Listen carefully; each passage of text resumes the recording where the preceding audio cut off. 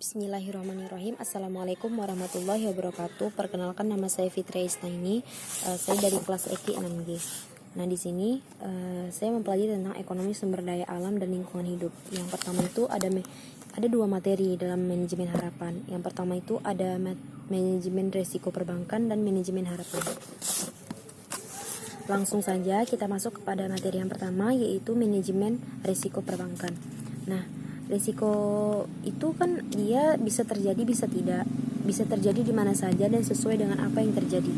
Jadi manajemen risiko itu adalah suatu perbuatan atau susunan yang suatu kejadian yang dapat terjadi di mana saja.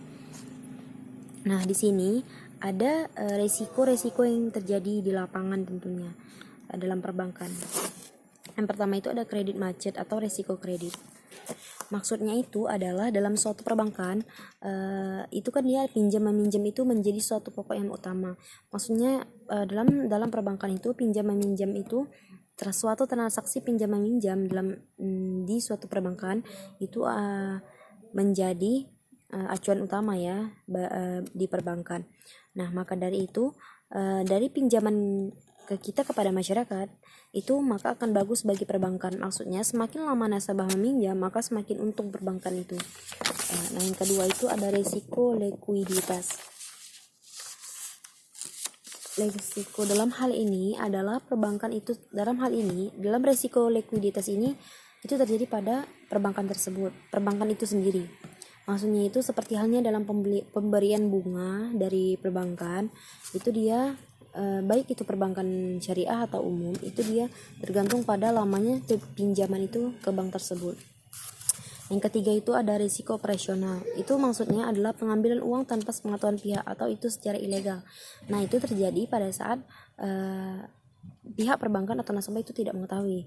Nah, itu jika oleh karena itu apabila risiko ketiga tersebut dapat diatasi oleh perbankan syariah, maka mereka itu memiliki daya saing atau kesuksesan yang tinggi, karena mereka mampu mengelola resiko atau kemungkinan yang terjadi di lapangan tersebut. Mereka dapat mengatasinya.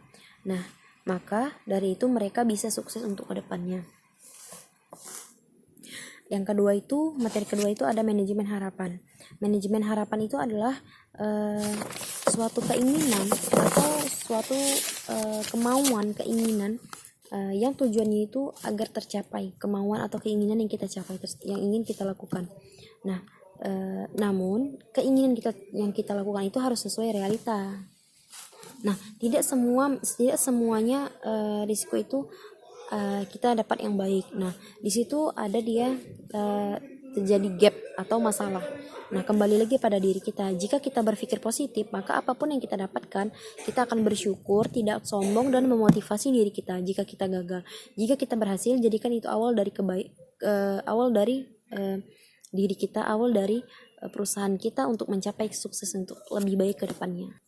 Nah, namun jika kita gagal, jadikan itu sebagai pembelajaran atau modal awal untuk kita agar kita bangkit kembali untuk menjadi orang atau menjadikan perusahaan itu menjadi yang lebih baik lagi.